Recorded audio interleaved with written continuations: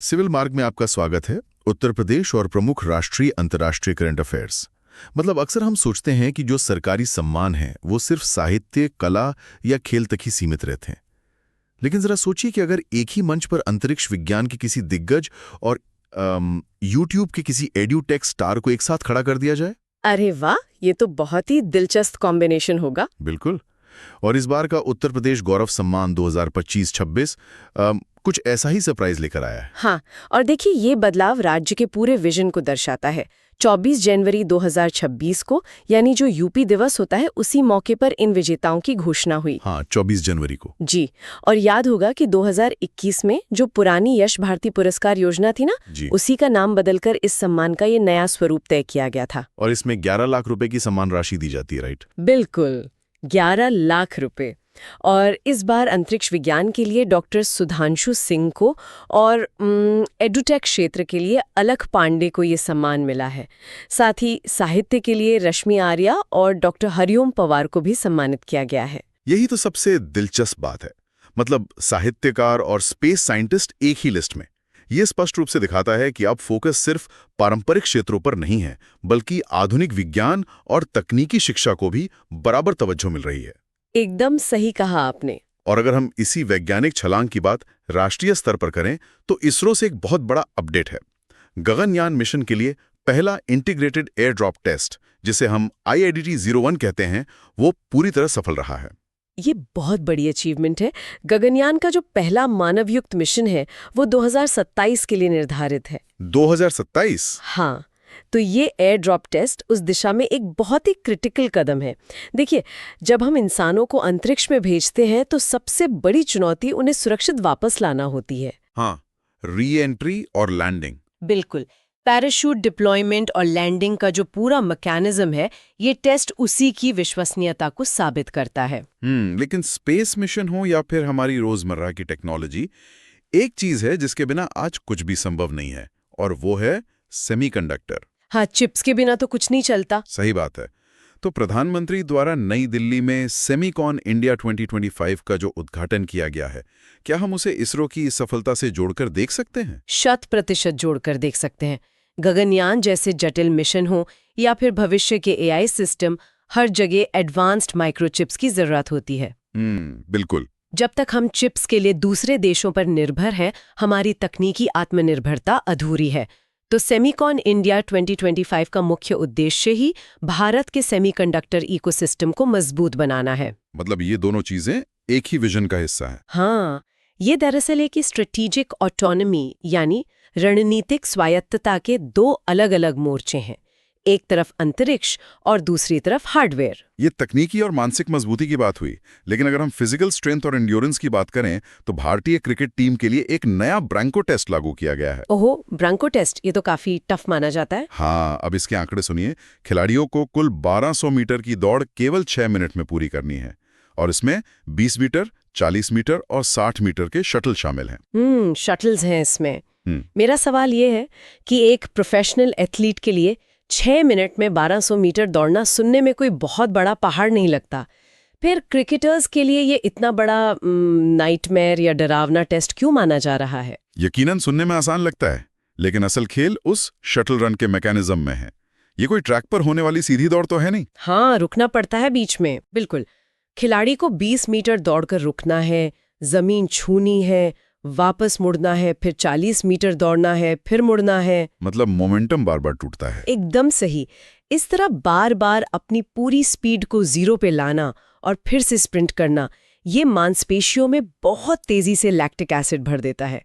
Cricket के मैदान पर कैच लपकने या रन चुराने के लिए इसी तरह की फुर्ती और ऑक्सीजन रिकवरी चाहिए होती है।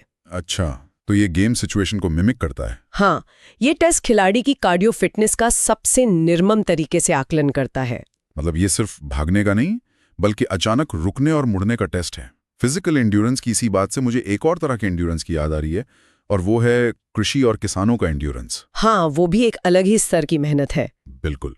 कर्नाटक के बीबी फातिमा समूह को जो प्रतिष्ठित UNDP इक्वेटर अवार्ड्स 2025 मिला है, वो पारंपरिक खेती और आधुनिक सतत कृषि यानी सस्टेनेबल एग्रीकल्चर को जोड़ने के लिए मिला है। बहुत ही उम्दा उदाहरण है ये। बीबी फातिमा समूह का मॉडल इसलिए कामयाब है क्योंकि वो सिर्फ पुरानी पद्धतियों पर निर्भर नहीं है। कुछ नया जोड़ रहे हैं वो। हाँ, वो आधुनिक सस्टेनेबल तकनीकों को अपने पारंपरिक ज्ञान के साथ मिला रहे हैं। और अगर हम इसी कृषि समृद्धि को सांस्कृतिक नजरिए से देखें तो उड़ीसा का नुआखाई महोत्सव इसका एक बहुत सुंदर प्रतीक है। नुआखाई महोत्सव, राइट। जी, नुआखाई जो गणेश चतुर्थी के ठीक अगले दिन मनाया जाता है, मूल रूप से नई फसल और किसान की समृद्धि का ही जश्न है। बिल्कुल, और समृद्धि के झंडे तो खेलों में भी गाड़े जा रहे हैं। अजय बाबू वल्लूरी ने अहमदाबाद में आयोजित 2025 राष्ट्रमंडल भारोत्तोलन चैंपियनशिप में 79 किलोग्राम श्रेणी में स्वर्ण पदक जीता है। वाओ, 79 केजी कैटेगरी में गोल्ड, बहुत शानदार। हाँ, लेकिन खेलों से हटकर तमिलनाडु से एक बहुत ही संवेदनशील सामाजिक पर्यावरणीय पहल सामने आई है।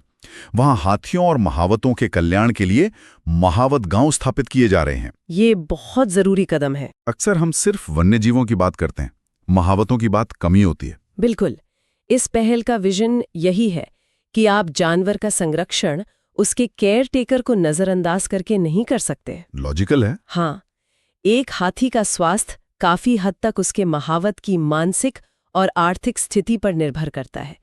तमिलनाडु की ये पहल एक होलिस्टिक मॉडल है, जहां महावत के परिवार को भी साधन संपन्न बनाया जा रहा है ताकि वो पूरी तरह से हाथी की भलाई पर ध्यान दे सके। बहुत ही शानदार अप्रोच है।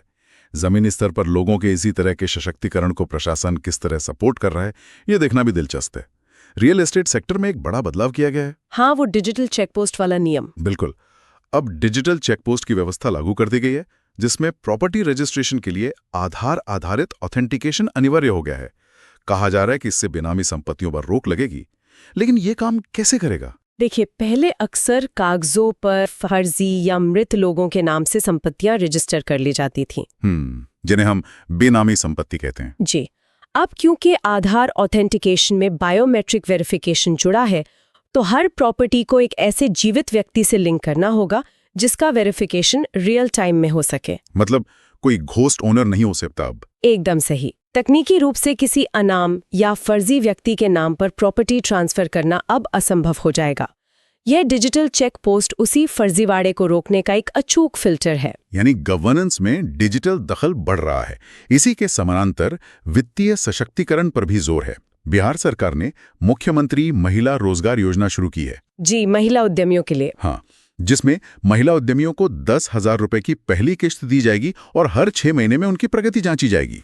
वहीं हरियाणा में भी एक योजना आई है। हरियाणा में कौन सी? हर महीने 2100 रुपए दिए जाएंगे। अगर आप इन दोनों योजनाओं के मैकेनिज्म को देखें तो ये डायरेक्ट बेनिफिट ट्रांसफर यानी डीबीटी का स्पष्ट उदाहरण है।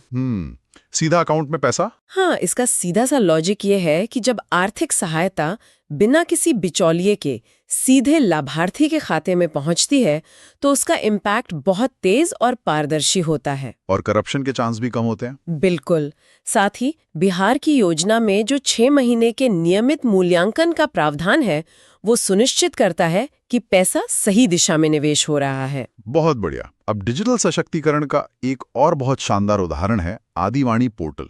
जनजातीय कार्य मंत्रालय ने इसका बीटा संस्करण लॉन्च किया है। ये तो एआई ट्रांसलेटर है ना? हाँ, यह भारत का पहला एआई संचालित जनजातीय भाषाओं का अनुवादक पोर्टल है। अगर मैं इसे एक एनालॉजी से समझाऊं तो यह भाषा की वो पुरानी दीवार तोड़ने वाला एक डिजिटल पुल है। अभी तक जनजातीय समुदायों को सरकारी योजनाओं तक पहुंचने में भाषा की दिक्कत आती थी, लेकिन अब एआई उनकी स्थानीय भाषा को सीधे सिस्टम की भाषा में ट्रांसलेट कर देगा। बिल्कुल। और डिजिटल गवर्नेंस के इन्हीं मजबूत कदमों के साथ भारत अंतर्राष्ट्रीय मंचों पर भी अपनी उपस्थिति दर्ज करा रहा है। वो कजाकिस्तान वाला टूर्नामेंट? जी, कजाकिस्तान में 16वीं एशियाई निशानेबाजी चैंपियनशिप हुई, जहां भारत ने 50 स्वर्ण पदक जीतकर तालिका में टॉप किया। 50 गोल्ड मेडल्स, अमेजिंग। हाँ, और वहीं दूसरी तरफ institute of economics and peace द्वारा वैश्विक शांति सूचकांक 2025 जारी हुआ। इसमें सिंगापुर का नाम आया था ना? बिल्कुल। इसमें सिंगापुर को एशिया का सबसे शांत देश घोषित किया गया है। चलिए, शांति सूचकांक अपनी जगह है, लेकिन हर देश को किसी भी स्थिति के लिए तैयार रहना पड़ता है। भारतीय सेना इसी तैयारी के तहत बहुआयामी मोर्चों पर अभ्यास कर रही है। हाँ, अभी हाल ही में कई सारे जॉइंट एक्सरसाइज हुए हैं। एक तरफ अलास्का के बर्फीले और ठंडे माहौल में भारत और अमेरिका के बीच युद्ध अभ्यास 2025 हुआ। दूसरी तरफ अरुणाचल प्रदेश के दुर्गम पहाड़ों में सेना ने युद्ध कौशल 3.0 आयोजित किया। दोनों ही काफी अलग टेरेन है। बिल्कुल। और इसी कड़ी में पूर्वी समुद्री तट पर नौसेना और थल सेना के बीच द्विवार्षिक जल प्रहार अभ्यास 2025 भी हुआ। पहाड़, बर्फ और समुद्र, तीनों मोर्चों पर यह जबरदस्त तैयारी है। युद्ध के मोर्चों के साथ साथ प्राकृतिक आपदाओं के मोर्चे भी कम चुनौतीपूर्ण नहीं है। प्रशांत महासागर में जो श्रेणी 5 का सुपर टाइफून रगासा उत्पन्न हुआ, वो बहुत खतरनाक था। हाँ, रगासा ने काफी तबाही मचाई है। उसने ताइवान, फिलीपींस, हांगकांग और दक्षिणी चीन में जो तबाही मचाई है, वो एक बहुत बड़ा अलार्म है। इस तरह के विनाशकारी चक्रवात हमें याद दिलाते हैं कि हमारा विकास पर्यावरण की कीमत पर नहीं हो सकता। शायद यही वजह है कि 27 सितंबर को मलेशिया के मलाक्का शहर में जो विश्व पर्यटन दिवस 2025 मनाया गया, उसकी थीम ही पर्यटन एवं सतत परिवर्तन यानी टूरिज्म एंड सस्टेनेबल ट्रांसफॉर्मेशन रखी गई थी। सस्टेनेबिलिटी तो अब हर सेक्टर की जरूरत है। बिल्कुल। पर्यटन से लेकर भोजन तक हर जगह सस्टेनेबिलिटी जरूरी है। इसीलिए नई दिल्ली में खाद्य प्रसंस्करण मंत्रालय द्वारा वर्ल्ड फूड इंडिया 2025 का भी आयोजन किया गया। और जब सतत विकास की बात होती है तो स्वच्छ ऊर्जा सबसे ऊपर आती है। इसमें जल विद्युत परियोजनाओं का बड़ा रोल है। हाँ, हाइड्रो पावर प्रोजेक्ट्स। हाल ही में अरुणाचल प्रदेश में सुबनसिरी नदी पर ओजू जल विद्युत परियोजना और भूटान के थिम्पू में भारत के सहयोग से पुनत्सांगचू 2 परियोजना चर्चा में रही। ये तो रिन्यूएबल एनर्जी की बात हो गई। जी, और इसी तरह पर्यावरण को बचाने के लिए कड़े कदम भी उठाए जा रहे हैं। जम्मू कश्मीर के लचीपोरा वन्यजीव अभयारण्य में जिप्सम के खनन पर पूरी तरह से प्रतिबंध लगा दिया गया है ताकि वहां के नाजुक इकोसिस्टम को बचाया जा सके। और पर्यावरण संरक्षण की दिशा में भारत को एक बहुत बड़ी अंतर्राष्ट्रीय मान्यता मिली है। तमिलनाडु की पाक खाड़ी में भारत का पहला डुगोंग संरक्षित क्षेत्र शुरू हुआ है। डुगोंग यानी समुद्री गाय? हाँ, वही। और सबसे खास बात यह है कि इसे अब international union for conservation of nature यानी IUCN द्वारा मान्यता प्राप्त हो गई है। उसके संरक्षण के लिए ये मान्यता बहुत मायने रखती है। और एक और अच्छी खबर है पर्यावरण से ही जुड़ी। क्या? हिमाचल प्रदेश का कोल्ड डेजर्ट बायोस्फीयर रिजर्व भी यूनेस्को के वर्ल्ड नेटवर्क में शामिल हो गया है। इसके साथ ही अब भारत के कुल 13 रिजर्व यूनेस्को की इस प्रतिष्ठित अंतर्राष्ट्रीय सूची में आ गए हैं। 13 रिजर्व, ये तो बहुत बढ़िया प्रोग्रेस है। सस्टेनेबिलिटी से जुड़ा एक और शानदार एडमिनिस्ट्रेटिव आइडिया है आवास और शहरी मामलों के मंत्रालय की स्वच्छ शहर जोड़ी पहल। ये काफी इनोवेटिव कॉन्सेप्ट है। हाँ, ये बिल्कुल स्कूल के उस बड़ी सिस्टम की तरह काम करता है जिसे हम सब जानते हैं। बिल्कुल, जैसे क्लास का टॉपर पढ़ाई में थोड़े कमजोर छात्र के साथ अपने नोट साझा करता है, ठीक वैसे ही स्वच्छता रैंकिंग में जो शहर टॉप पर है उन्हें कम प्रदर्शन करने वाले शहरों के साथ जोड़ा जाएगा। तो नॉलेज शेयरिंग होगी। हाँ, टॉप शहर अपने सॉलिड वेस्ट मैनेजमेंट के तरीके या कह लें अपना होमवर्क दूसरे शहर के साथ साझा करेंगे ताकि दोनों मिलकर आगे बढ़ सकें। ये कोलैबोरेशन का बेहतरीन उदाहरण है। अब कुछ महत्वपूर्ण दिवसों की बात करें तो सितंबर का महीना तो जैसे एक ग्लोबल हेल्थ चेकअप का महीना बन गया था। हाँ, सितंबर में कई हेल्थ रिलेटेड डेज होते हैं। 29 सितंबर को विश्व हृदय दिवस मनाया गया जिसकी थीम थी एक भी धड़कन से ना चूकें। इसके अलावा महीने के अंत में 21 सितंबर को अल्जाइमर दिवस, 23 को सांकेतिक भाषा दिवस, 24 को विश्व गोरिल्ला दिवस और 25 सितंबर को विश्व फेफड़ा दिवस मनाया गया। स्वास्थ्य और पर्यावरण के इन अपडेट्स के साथ ही कुछ अन्य त्वरित तथ्य भी हैं जिन्हें ध्यान में रखना चाहिए। जैसे कि तमिलनाडु ऐसा पहला राज्य बन गया है जिसने स्वयं सहायता समूह यानी जो SHG की महिलाएं होती हैं उनको आधिकारिक पहचान पत्र जारी किए हैं। ये उनकी आइडेंटिटी के लिए बहुत अच्छा है। बिल्कुल। और छत्तीसगढ़ का सूरजपुर जिला बाल विवाह से पूरी तरह मुक्त होकर एक आदर्श जिला बन गया है। वाह, सूरजपुर ने एक बड़ी मिसाल कायम की है। जी। और उत्तराखंड ने पहली बार एशियाई कैडेट कप 2025 के रूप में अंतर्राष्ट्रीय तलवारबाजी प्रतियोगिता की मेजबानी की। और एक और न्यूज़ है, केरल के कोची में भारत अंतर्राष्ट्रीय चाय सम्मेलन 2025 आयोजित हुआ है। चाय के इन बागानों से निकलकर अब जरा कूटनीति और तकनीक के कॉरिडोर्स की तरफ चलें तो वहां एक बड़ा कॉग्निटिव शिफ्ट आ रहा है। जी। इसके 2 बड़े उदाहरण हैं। कौन से 2 उदाहरण? पहला, शिक्षा में, जहां सरकारी स्कूलों की मॉर्निंग असेंबली में अब 10 मिनट तक अखबार पढ़ना अनिवार्य कर दिया गया है। ये बहुत अच्छी पहल है, बच्चों में अवेयरनेस बढ़ेगी। बिल्कुल। और दूसरा है उत्तर प्रदेश पुलिस का एआई पोर्टल यक्ष ऐप। इसे डिजिटल प्रहरी कहा जा रहा है, जो प्रिडिक्टिव पुलिसिंग पर काम करता है। Predictive policing. हाँ, अब ये प्रिडिक्टिव पुलिसिंग सुनने में थोड़ा साइंस फिक्शन जैसा लगता है।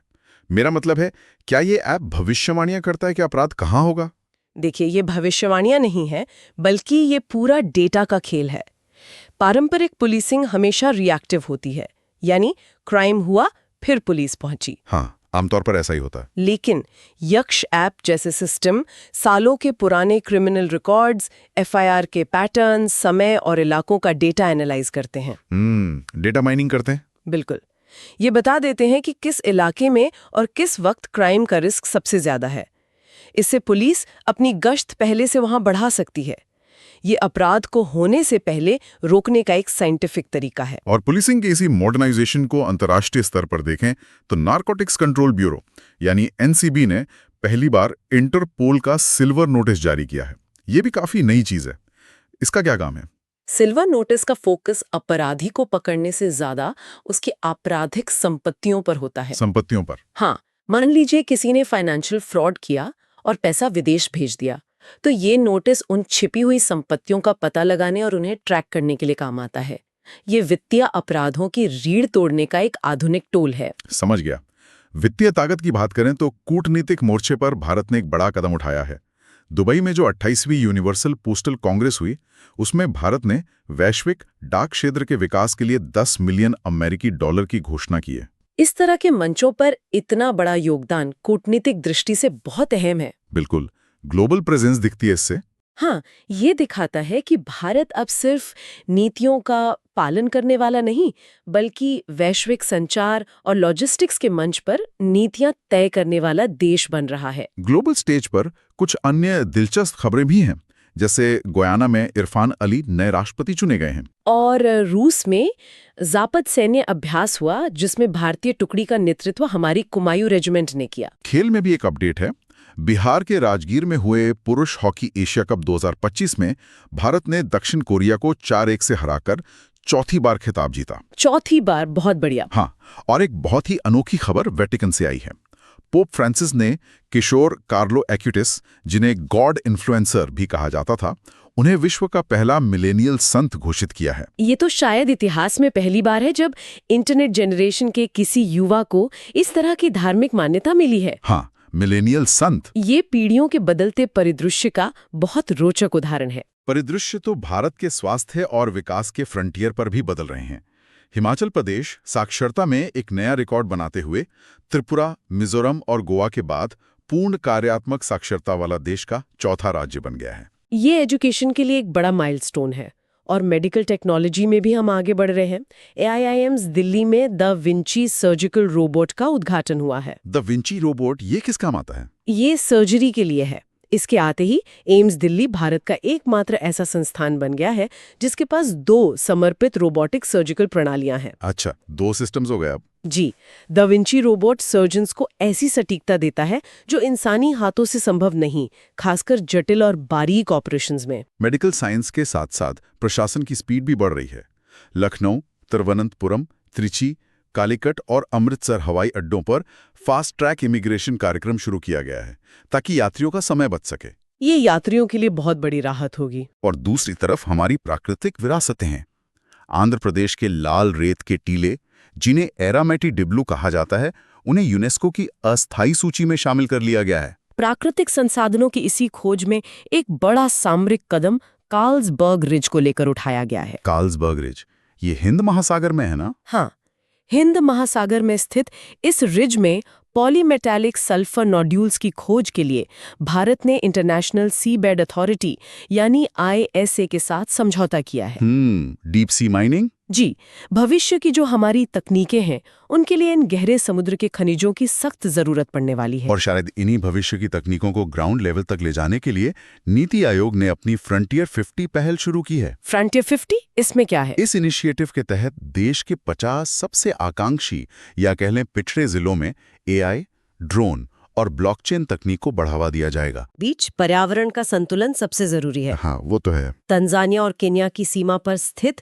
नेत्रान झील का उदाहरण हमारे सामने है, जहां तंजानिया ने पर्यावरण को हो रहे नुकसान के कारण सोडा ऐश खनन पर पूर्ण रोक लगा दी है। विकास और प्रकृति के बीच यही संतुलन सबसे बड़ी चुनौती है। आज की इस पूरी चर्चा में हमने देखा कि प्रशासन और समाज के हर हिस्से में तकनीक कितनी गहराई से पैठ बना चुकी है। एक तरफ नीति आयोग की फ्रंटियर 50 पहल है जो ड्रोन और ब्लॉकचेन को गांव तक पहुंचा रही है, और दूसरी तरफ यॉक ऐप है जो डेटा से अपराध कर रिस्क भांप रहा है। बिल्कुल।